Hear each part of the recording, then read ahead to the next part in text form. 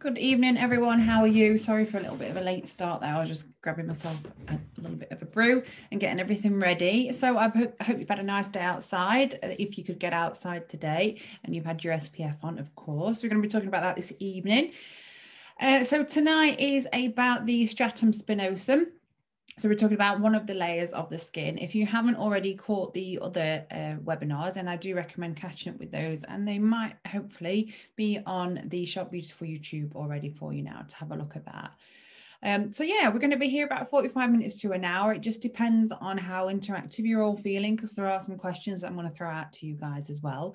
So please do be interactive, make it more, less like me talking to a screen. That's always a bit more enjoyable as well.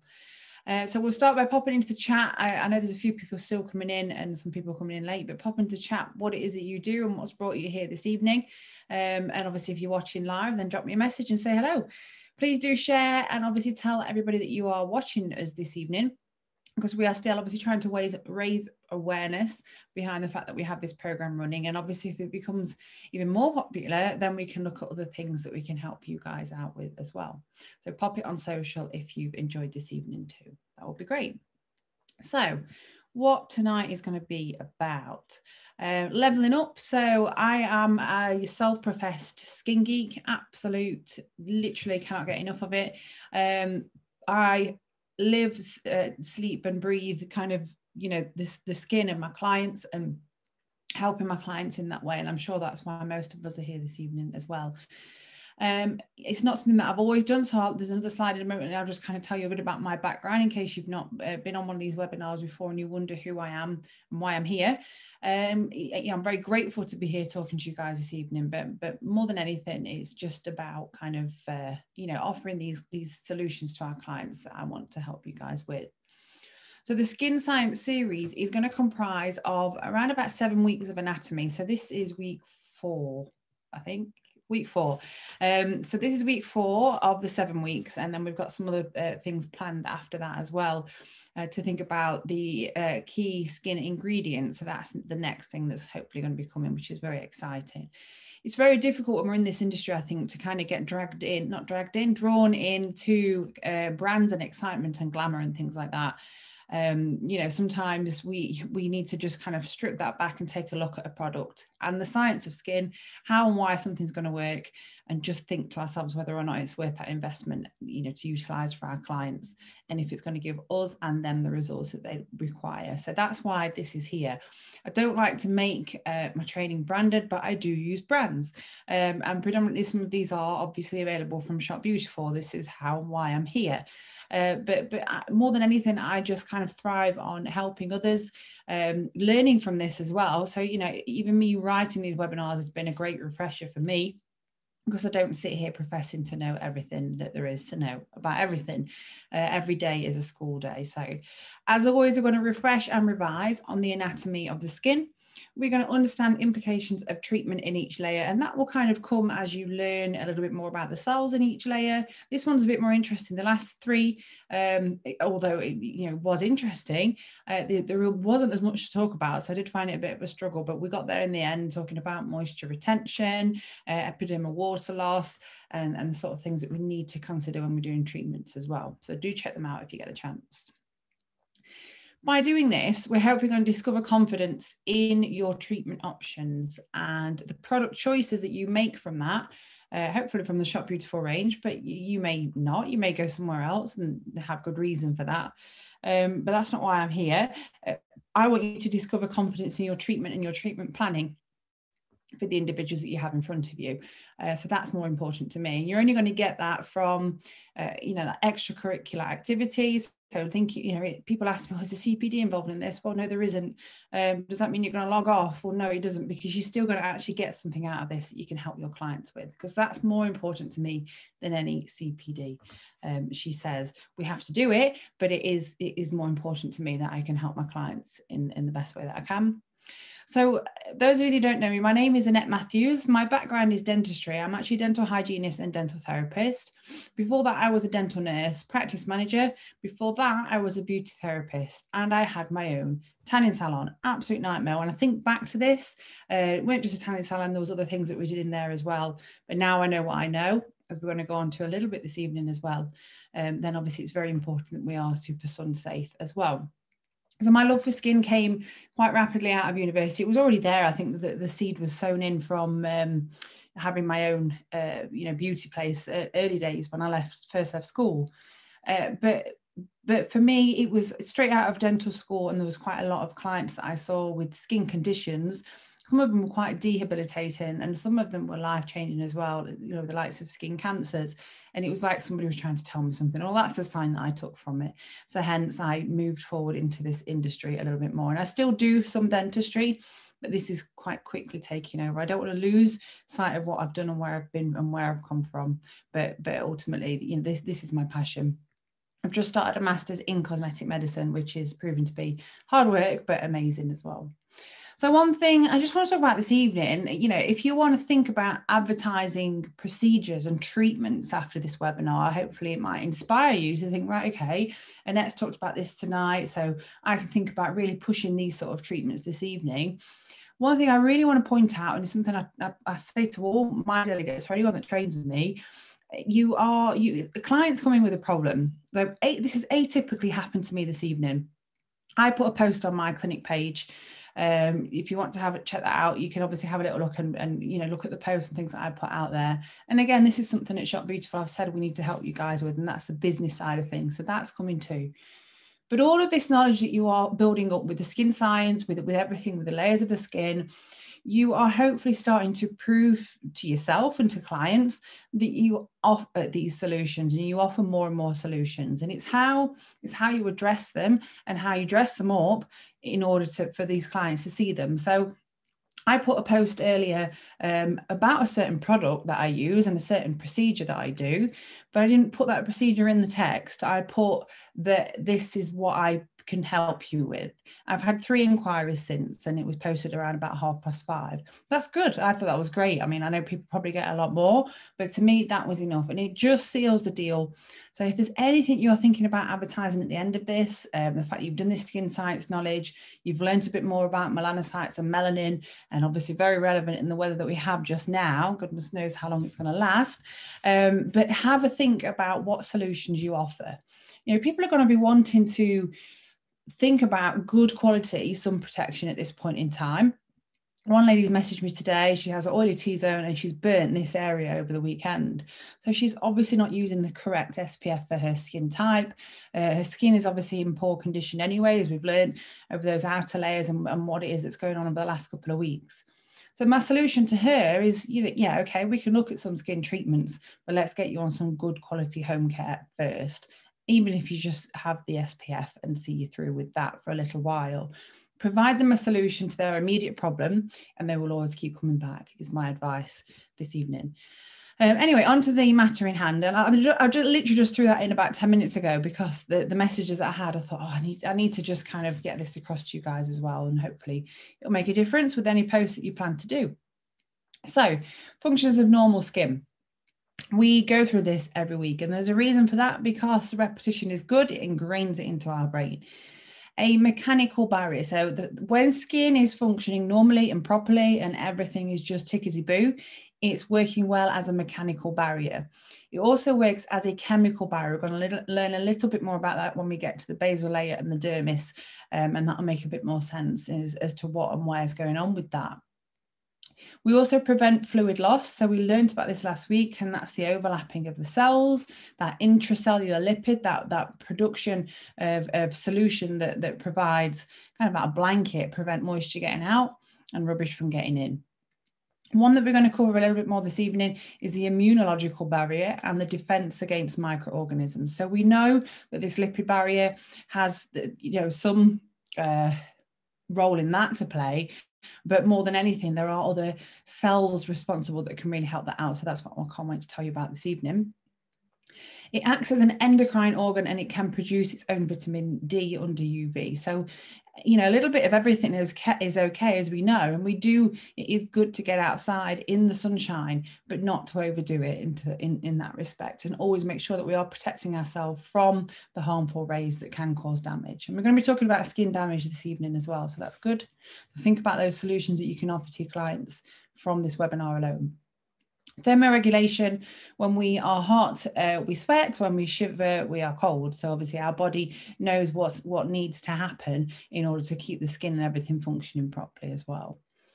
Sensory organ: obviously we touch, feel, and everything is kind of fed back and stimulated to the brain in that way. And this all comes from one, I say little, but it's not so little, one vital organ, the largest organ of the human body. Okay. So we are on the stratum spinosum this evening. So let's not get all in a tiz-was about this, because obviously it's a bigger layer. We've got a little bit more to talk about, but I'm just going to break it down for you as well. We are going to cover buzzwords as well. So if you have missed the last few weeks, then that's not a problem. So as we're going to talk through this, please don't panic and think, oh, I'm going to log off because I want to watch the last week's video. Please don't. Just stay involved, and then we can have a little look, you know, through these buzzwords together again. So as our new keratinocytes, and we're going to recap that in a moment, are produced above the stratum basal, as you can see labelled here, they are pushed into the granulosum, as we learnt last week, up into the lucidum. So this is your skin's metabolism. So this is where everything's doing what it needs to do to get to the surface to produce new skin cells. And this happens naturally. We should know this. If you didn't, then you do now. What will happen over time is that metabolism slows down. So these skin cell layers that renew themselves will start to slow down, and that's the aging process in action. But there are treatments and procedures and solutions that we can provide that will help speed that up and or regulate it that little bit better as well. And depending on what it is that we're treating, that's how and why it will make sense. So it's also known as the, I think you said pickle, the prickle cell layer, and it gets that name because it contains irregular polyhedral cells with cytoplasmic processes. In English, they look a little bit like spiky spines, so that's why it gets that name of the stratum spinosum. It's all a very Latin thing when it comes to skin and medicine. So the stratum spinosum is the layer above the basal layer. So we can see it on this image here. So it's this large, wide layer that's between the basal and the granulosum. Typically 5 to 10 cell layers thick, but you will see other information on this: 8 to 10, 5 to 10, 6 to 7, you know, it's atypically 5 to 10 cell layers thick. And these keratinocytes, which we're going to cover a little bit more in a moment, they will adhere, so they'll stick to each other by something called a desmosome. So we're going to also cover what a desmosome is today as well. So this is what's very exciting when we get into this layer, because there is a lot more to talk about than just dead skin cells, even though we have learned over the last few weeks that it's not just dead skin cells that we're dealing with, and it has its own little ecosystem in there already, and hopefully you've picked up on that. So spiny in appearance, hence spinosum, due to these protruding cell processes that join the cells via this structure called the desmosome. So the desmosome that holds the cells together is what produces this spiky-like appearance and what gives it its name.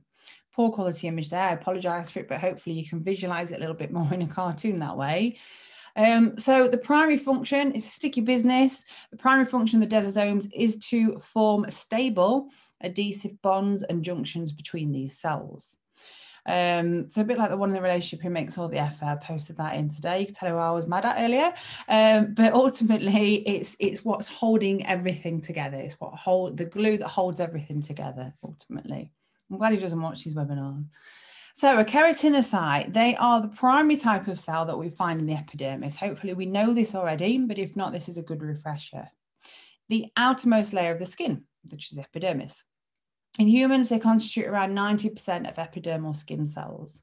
So there's a few cells that we're covering this evening. We've learned a couple of them already, but obviously what we'll probably do on the last webinar is just run through them all and have like a key of all of them just to kind of refresh on it as well, because that's always good.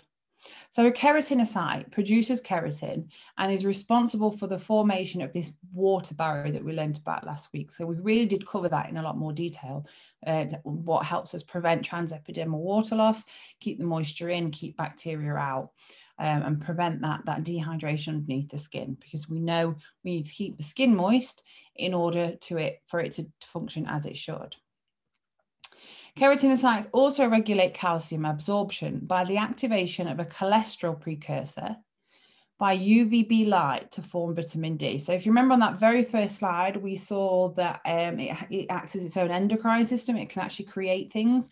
Fat works in a very similar way as well. So adipose tissue and fatty tissue actually helps create, certain things that are needed within the skin as well. So it's an amazing little tool that we have, these keratinocytes within our bodies.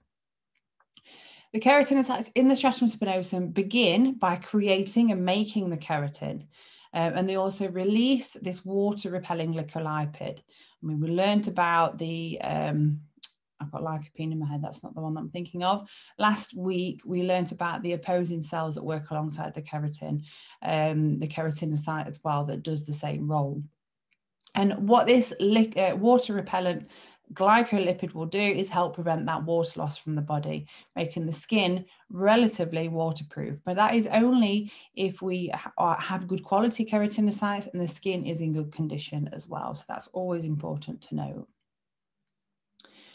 So if you imagine kind of interspersed and among the keratinocytes of this layer is a type of dendritic cell. So a dendritic cell is a cell that, a bit like a star, that's kind of got long arms that come out and do what they need to do. You can see one pictured a little bit in the background there.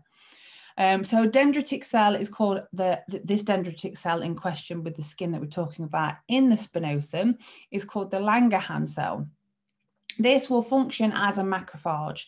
A macrophage, a bit like Pac-Man. It's going to go around engulfing bacteria, foreign particles, things that we don't want there. A bit like how your antioxidant acts, but we're talking about a cell just now, the Langerhans cell.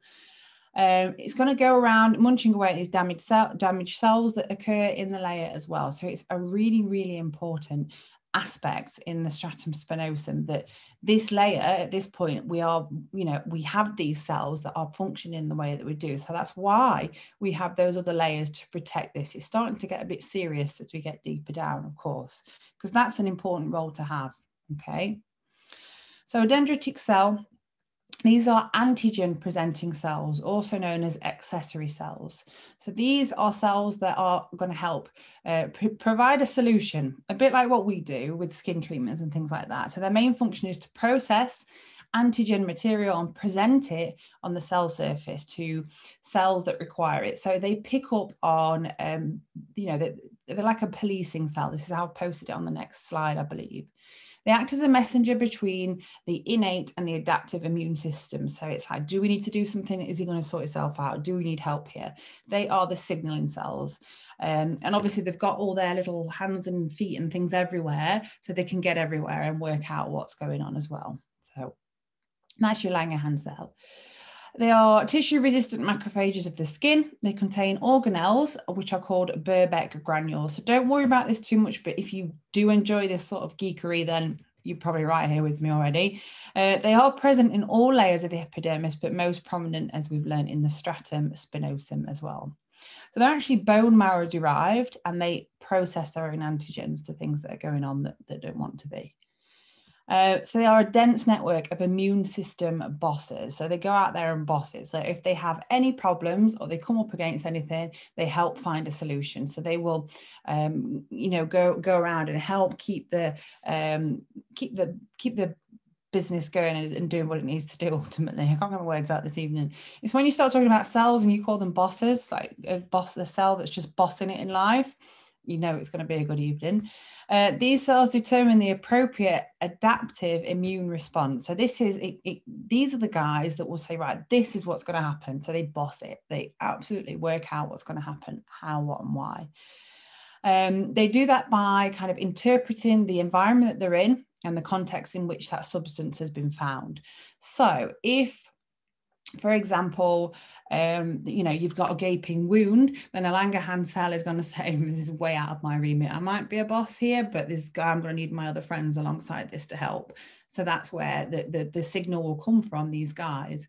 If it's something that's more minute or something that's less evasive, then obviously it may think, actually, yeah, I can deal with this. I might need this guy in this, and it brings in the drones and works it out that way. So that's how your Langerhans cell, a policing cell, responsible for recognizing and presenting antigens to skin lymphocytes and things that aren't looking quite right. First line of immunologic defense within the skin. So super, super important that we have them and they are functioning and they are doing well and we don't get rid of them. So how are they going to go? The number of Langerhans cells actually decrease following UV radiation exposure. So here we go. This is where the education side of things needs to really kick in. You know, I've seen it today. I've seen it on Facebook. I've seen it over the weekend. People with burns all over their skin from the weather that we've had. I was reading on the skin.org charity, whom I'm an ambassador for, around 90% of people admitted to not wearing sun cream in the UK, even on a sunny day, which is crackers. So these Langerhans cells are there to help the skin and its function in more ways than none. And what we know of them is that they are going to get degraded with the use of UV rays. So it's so important on so many levels that we are looking after these little worker bees and these cell bosses that are going to go around and do exactly what they are. Naturally, age is also going to decrease the amount, and there isn't a lot that we can do about that, but we can obviously educate our clients to safe practice and to good skin health and their SPF and regular you know, intervention with treatments and procedures and products that are going to help regulate and improve the skin generally and the function of the skin. So these Langerhans cells do their best that they can for as long as they can as well. Okay. A little sip while that's messing around. So melanin is transferred to keratinocytes within the stratum spinosum. So we should all know what melanin is right now, hopefully.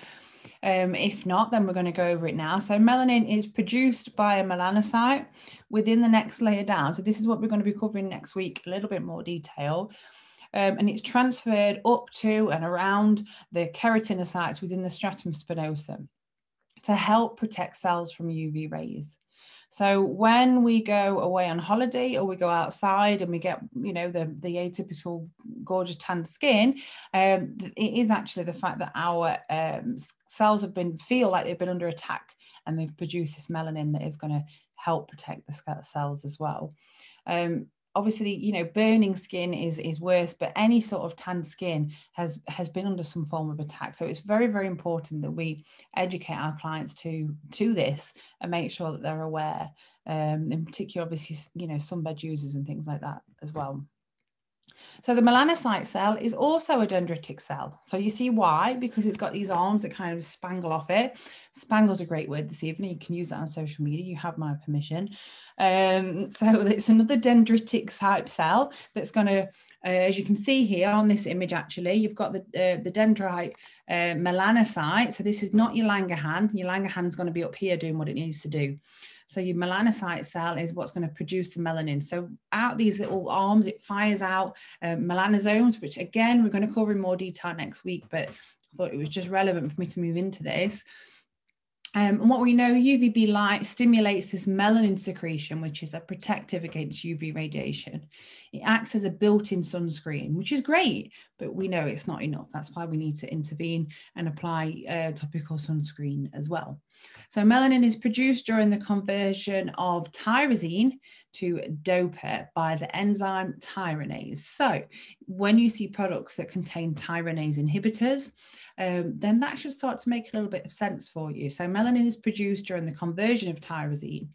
So when we are trying to control pigmentation and we are looking at pigmentation prone skin and we've got someone who has pigmentation, then a tyronase inhibitor will certainly be a place that we need to look at and for.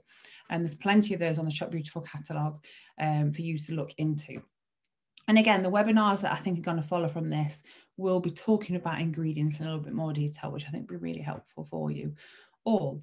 So melanin then travels from cell to cell by a process that relies on the long processes extending from the melanocyte. So these dendrite cells and these arms, these spangly arms that work their way around and get it where it needs to be. Okay. So I want to move on now just to talk a little bit. Hopefully you're all still with me. You're enjoying it so far, because obviously we're talking about layers, and I could sit here all day and kind of talk about the layers and this and that. But when we start to make it a little bit more about melanocytes and melanin, it just makes it a bit more diverse. And hopefully you're already putting together what you learned in the last two alongside this as well. And it's all starting to make a little bit of sense. So let's talk about skin damage at this point, okay? So we've learned already that the skin, when it's at its full integrity and it's functioning as it should, a normal skin, we're going to have that mechanical barrier, a chemical barrier. It's going to prevent moisture loss. We've got that defense, the immunological barrier, that protection against UV, an endocrine organ that's going to produce its own vitamin D, all of these things going on, okay? That's when it's functioning properly. So when it isn't, you can imagine, that's why we start to come across skin problems and skin concerns. So I want you to think about, and if you want to in the chat, you can pop them in, but I've got the answers on the next slide. I want you to think about the etiology of skin damage. So what causes skin damage? What could upset? We've learned one already, but what could upset those Langerhans cells, the keratinocytes, the bond between the keratinocytes? What could upset any of those? If you pop that into the chat for me, let's have a little look. Oh, guys, there must be more of you on here. Oh, Sophia, thank you for that. They are all on YouTube. Is that where everybody's gone? They're going to watch the old webinars. I hope not. But yes, this one will be on YouTube at this point this evening. Not this point, Katrina will kill me. At some point this week, so you can watch this. And there is a blog for last week's webinar. The blogs are going to follow all of these, so you can kind of follow it. And a little bit more product based, because I talk about some recommendations as well. Danielle, hi, I'm a dental hygienist. I'd like to do your masterclass. One of my colleagues, Mia, knows you well and I recommend you. Oh, that's fabulous. Thank you, Mia. And thank you, Danielle. It's nice to meet you. And thank you for joining me this evening. So nobody's going to answer this, so I'm going to do it anyway. So the etiology of skin damage. Oh, there's a few coming through now, but let's move on. This is fine because I've got a barbecue cooking. So if you're not going to interact with me much more, then I get to eat my barbecue sooner. So to name a few, so etiology of skin damage, what causes skin damage? We've talked about one, UV rays. We talked about this last week, and that's blue light and light. Blue light, what is the first thing that we do when we wake up is we sit and look at our phone. Okay, so I don't sleep in my SPF, but I do put antioxidants on my skin before bed. And I'd like to hope that they're going to do enough of a job for me doing that first thing in the morning as well.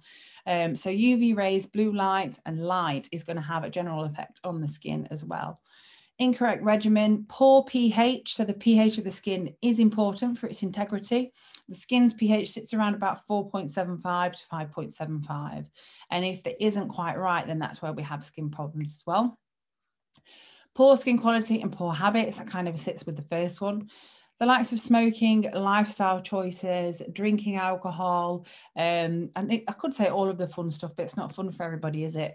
But your poor lifestyle choices and poor quality of food choices and, high salt, high fats, all of those things are going to have an impact on the skin as well. We must keep hydrated. So here I am with my Shop Beautiful water bottle. So important to keep hydrated. I drink between 4, 6 and 8 litres of water a day. That's quite a lot for some. I'm on a bit of a plan at the moment. That's what he makes me drink. It's hard. You do get past the toilet stops, I promise. But it's so important for the skin to keep hydrated as well. Hormones, that's going to have an impact on the skin, as we know, and there's not really a lot we can do about that. We see it in prepubescent, we see it pre and post-menopausal. There are things that we can help them with, and that is obviously, looking after the skin running up to it, prevention, a preventative approach, which we're going to cover this evening as well. Environmental stresses, which we can't really do a lot about, but we can to some extent. because we can be mindful. You know, people that live in cities, they are exposed to more pollution and more issues with the skin. So we need to protect it that little bit harder. We maybe need to implement more skin brightening options, more vitamin C's, more antioxidants to that person, because they have that extra level environmental stressor. And if they work with chemicals, I've got a client of mine who's a painter, and he has really dark circles underneath his eyes. We've obviously treated the concern, we've provided a solution, but then I've looked at and I've spoken to him about the fact that that's happened and what are you putting on your skin. He now wears a hood when he does his painting, because obviously if that's what it's doing to your skin, imagine what it's doing to your insides as well. So really, really important that these little things that you learn about your clients, you kind of sit and, you know, sit back and think that's not really my remit. We all do that. We actually think, well, actually, you know, I'm just going to say it. I'm going to put it out there, and I'm going to see if you take up on that information, because your results that you're going to get by including all of these is always 110% better. So always think intrinsic, extrinsic factors, and this should be your consultation phase when you're talking to your client and you're working out, this could be a treatment plan, these are the best products for you, but let me just learn a little bit more about you, because if all of this is out of sync, then all of this is completely pointless right now, and we need to look at the basics and start with the basics. Okay. So this might be another interesting one if no one's going to comment, but what treatments would we consider for signs of skin damage? There's pretty much one I want everybody to say, and then I'm happy. So what treatments would we consider? Treatments, but that could mean a recommendation of a product. It could mean an actual physical treatment that we're going to do. But those of you who know me, I hope you're going to say anyway. Okay, peels and IPL, interesting one. That's not what I was getting at. So if we've got skin damage, signs of skin damage, what should be the first thing that we do with this person? The very first thing, I just hinted on the last slide, nanofractional radio frequency. I like where you're going with this, because obviously you're thinking about a biological assistance, so you're kind of getting the body to fix itself first. But we need to start even more basic than that, and we need to think about how, what, where, and why that skin damage has occurred. And that's where your consultation phase will come in. So treatment-wise, it's probably a bit of a trick question. I'm probably a bit nasty this evening, but if I was going to think of any treatment to offer anybody, it would be a treatment that they're going to come for routinely to improve the condition of their skin to help prevent further skin damage. If they are coming because they want skin damage treating, such as pigmentation, liver spots, things like that, it is absolutely pointless doing treatment if you've not addressed the root cause of how, what, and why those age spots, those lines and wrinkles, and everything else has occurred. Do you see where I'm getting at with that? Hopefully you do. But yeah, those options that you suggested, Sophie, are all great. I use them in my clinic, but they're not always the first solution. The first treatment would be, again, trick question. First treatment would be something that's going to help them with their mindset and their skin health generally, as opposed to an actual treatment. So I think that's just being me being mean on a Wednesday evening, to be honest. Our barrier function. So we learned about this in the last few weeks as well, again on the last webinar, so do check it out. Interfering with or altering the functional properties of any of these components will weaken the barrier. So what treatments would we consider for signs of skin damage? The skin is damaged. If we start interfering with, altering, or messing around with the functional property of it before we even looked at helping to correct what's caused that damage, we're actually going to cause more problems. And yeah, I get what you're saying, because a lot of the time when we do treatments, it gets worse before it gets better. And that is because of this ultimately and other things. But let's start with the basics first and really educate our clients to the layers of the skin. That's why we're doing these webinars, right? That's why we know what we know about the cells that they contain. And we talk to our clients about that. The biggest way of upselling treatments is via communication, and obviously results as well. And we do like befores and afters, of course, but communication and sounding like, even if sometimes you don't, I've been there, even if you don't know your stuff, we do. That's why we're here. So sounding confident and like you want to see them make a change and improve their skin health. So intrinsic, extrinsic considerations, as always, we start with home care, and you've got a great solution to lots and lots of problems on Skin Shop Beautiful. So you need to go and have a little look. You might already offer skin treatments and skin home care that works well for your clients, but the best home care, because someone will probably ask it in the Q&A at the end, the best home care is the home care that they are A, going to affordably sustain, and B, use on their skin every single day. And people ask me all the time, which sun protection shall I use? Which SPF shall I use? So here's a couple of samples for you to try, but I want you to use something that you're going to use on your skin every single day, that you can bring into your routine, that you will treat as your tea bags, Yorkshire tea bags, and your milk that you're going to buy every single week. Or every single month, however it runs out. That's where we want to go when it comes to home care. And that's more important to me and my clients as well. So for that barrier repair, as the skin barrier is constantly exposed to those changing environmental stresses, some of which we can control, which we've learned about this evening already, we start with home care and prevention over the invasive treatment. So I get where you were going with it, Sophia, but this is what I'm trying to get at, and that is the fact that we really need to strip things back and start with the basics. We fix the foundations before we do anything else. Again, onto the barrier. The barrier is your first line of defense. So if we get that right, then everything else is going to work better generally anyway. The skin has many barrier properties. The two most important are creating a barrier against the movement of water, so that loss of hydration, and the electrolytes, providing that permeability barrier as well. So we're going to learn a little bit more when we come to the dermis about the chemical barrier that's created and how and what and where that works. That's a very interesting one. And obviously we want to help prevent the entry of microorganisms as well, which cause another whole host of problems. But should they get in, we know now that there are our little fighter cells that are in there, the Langerhans, amongst other things, that are going to go around and help alongside within that stratum spinosum as well. Okay, so a little goes a long way when we start with prevention. So what factors can we control when it comes to skin damage and upholding the integrity of the skin? So what can we control? Anyone want to pop anything in the chat this time? I don't know what's going on in there. So someone said chemical peel home care first. So yeah, less invasive the better. Habits and home regimen. Thank you, Magda. That was good. Dermaplane, yeah, but habits and home regimen. Yeah, perfect. Sun cream. Yes, SPF. Perfect. Okay, so you get where I'm going with this, whoever's just said SPF. What factors can we control when it comes to skin damage and upholding the integrity of their skin? We can factor in education. So we can actually, help them understand the process of their skin degradation, how, what, and why something is happening. We don't just throw a load of products, and I'm not saying anybody does this for 1 second, but I've been to places and I've had this done to me, and that's why I want to get this across to you guys. So what we can control is we can help educate them to what, where, and why something is going on.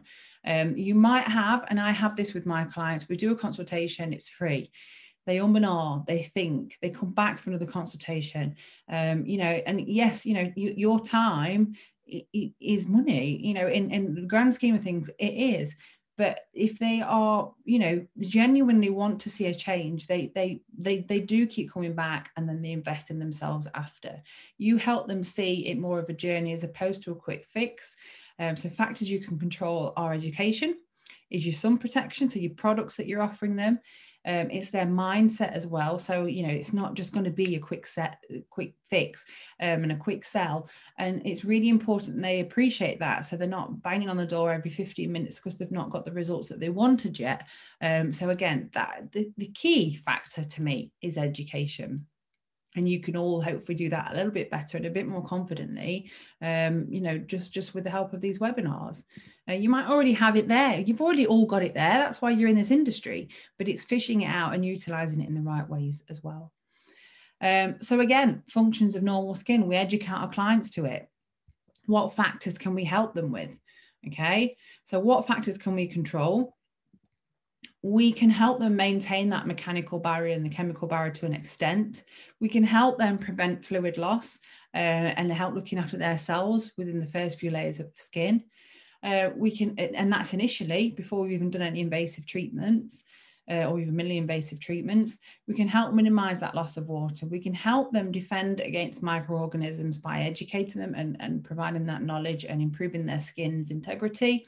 And we can obviously help them understand the Stratum Spinosum and the Langerhans cells a little bit better now. We can help them see that, you know, an endocrine organ that needs protection. Yes, we have some vitamin UV protection, but it's not enough. And it's not just when you go abroad that we need to apply it. We can help educate them as to the action of melanin and how, what, and why it's where. I have clients that come to see me, they're like, oh, you know, they're having treatment with me and they're like, oh, have you seen those tanning bears? I'm not even going to get me started on that. Why would we want to take a tablet that is going to increase the uptake and the production of something that is created to protect your DNA? Can't even get my head around that. I'm not even going to try. And the injections as well. Our key is in education to help them see this is not necessary and it need not be done to the skin. We need to protect it for its integrity. Skin prevention. So prevention is key. So that's where we start. As always, the webinars always finish on this. We must protect before correction. You know, what's the point? What is the point in correcting it all and making everything amazing and perfect for them to go out and then it to all happen again? So prevention is the first line of defense. Percentage of skin aging that is preventable. Those of you new on the webinar, feel free to throw a figure in, but I won't wait for answers just in case everybody's fell asleep. What percentage of skin aging is preventable? Up to 90%. That's pretty insane, would you not say? So up to 90% of the reason our skin ages and denatures is preventable. And that's via education and prevention. And that's where we come in. So scrap the treatments for now. We can think this way for even better results. Prevention to protect and education to eliminate. And then obviously anything else that we do on top of that is going to be even better. The results that we're going to get are even better because we've kept the skin's integrity and those layers intact as well. So what you can be doing now to help is your educational content posts. And these are really, really important alongside your befores and afters and your brand specific products and your, you know, training and things like that. Whenever you are posting anything on social media, anything in your price list, anything anywhere, always add an element of education within that post. That's my one bit of advice for you again this evening when it comes to social media and marketing. So make it so they are learning something from that post. So yeah, you want to promote a certain product, but how, what solution does that product provide, and how and why has it happened, and what can you offer to make it right? If you do it that way, like mine has this evening, you know, the phone won't stop. And I promise you it will work out that way, and you'll get to utilize lots and lots of new procedures and treatments on them as well eventually. So those of you that haven't already, do check out skin.org. They are a charity. I'm an ambassador for them, who is an absolute avid believer in the fact that everybody should be MassGet accredited that works in the hair, health, beauty, any industry that's public facing. Your MassGet accreditation arms you with the early detection skills for skin cancer and melanoma. So we know that obviously skin damage occurs, but that irreversible skin damage and those problems that can cause even more serious issues, we need to see the early signs of them. We're not detecting, we're just spotting something, thinking that's not quite right, and having a conversation. That's all I expect any of you to do, and signpost them accordingly. So do check that out as well. It's worth a look. There will be a blog to follow on from this with a little bit more detail around some of the cells that we've discussed this evening, and just a breakdown on the layers and how, what, where and why. So please do check that out on the Shop Beautiful website in a few days. Just give me a bit of time to finish it off and polish it up and get it sent off. And I do hope you've enjoyed this evening. I'll finish by asking if anybody has any questions, then please do shout up and I'll do my best to answer them. But if obviously you've got to get off, then there's my email address. You can obviously contact me via Shop Beautiful as well. But let me just check there's no questions in here, no burning questions. I hope you've enjoyed it, guys. And I hope you've taken something from it. I look forward to seeing some of your posts that go out there this evening, or tomorrow, or whenever you do them, and tag us in, don't forget, so that we can see what you've been up to and what you thought of the webinar. But thank you very much for joining me. I will let you enjoy the rest of your evening, and take care and have a good one. Speak soon. Bye, guys.